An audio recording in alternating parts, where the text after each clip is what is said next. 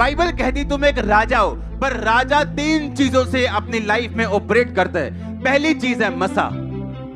और परमेश्वर ने कहा मेरे विश्वास करने वालों में निशान होंगे कि वो दुष्ट आत्माएं निकालेंगे और नई भाषाएं बोलेंगे, ताकि जो मस्सा इनको मैं देना चाहता हूं वो गैर भाषा बोलने के दौरान आपकी लाइफ में आएगा।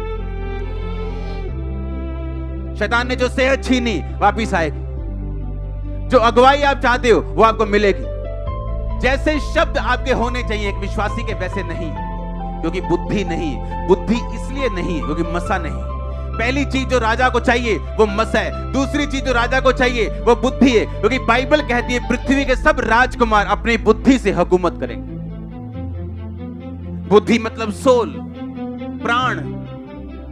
डिप्रेशन आपके प्राण में आता है, दिमाग में नहीं। अगर दिमाग में आए तो डॉक्टर उसका इलाज कर सकते हैं, वो आपकी सोल पे अटैक करते हैं। और परमेश्वर कहता अगर तू गैर भाषा बोलेगा मैं तेरी सोल को फ्री करूंगा, मैं तेरे प्राण को फ्री करूंगा।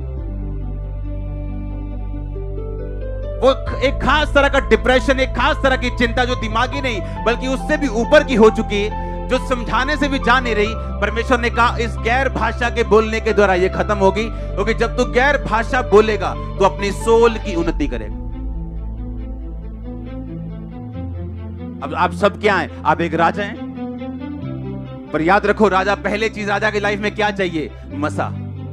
अगर उसकी लाइफ में अनॉइंटिंग नहीं तो वो और एक आम बंदे में प्रैक्टिकली कोई फर्क नहीं। इसीलिए आज कई विश्वासियों की जिंदगी जो है वो अविश्वासियों से भी बुरी है। नशा वो बेचते हैं, नशा वो करते हैं, विश्वासी लोग गालियां वो निकालते हैं, पास्टर के खिलाफ खड़े वो होते हैं। ऐसे लोगों की बात कर रहा हूं जो अन्य जातियों से भी बुरे हैं, क्योंकि शैतान ये चाहता है आप अपनी आइडेंटिटी लूज कर दो और सब कुछ व्यवस्थित ना रहे आपकी लाइफ में। जिस तरह डैनियल के टाइम पे नहीं था कि राजा अपने परमेश्वर यहोवा के बर्तन अपने भवन में उनसे शराब पी रहा था और परमेश्वर ने कहा यह सही नहीं, और गैर भाषा प्रकट हुई और राजा उसी रात मारा गया और एक दारामादी उसकी जगह पे राजा बन बैठा। न्याय प्रकट होगा जब आप गैर भाषा बोलेंगे। इसलिए परमेश्वर ने कहा मेरे विश्वासियों में ये निशान होंगे, ये चिन्ह होगा।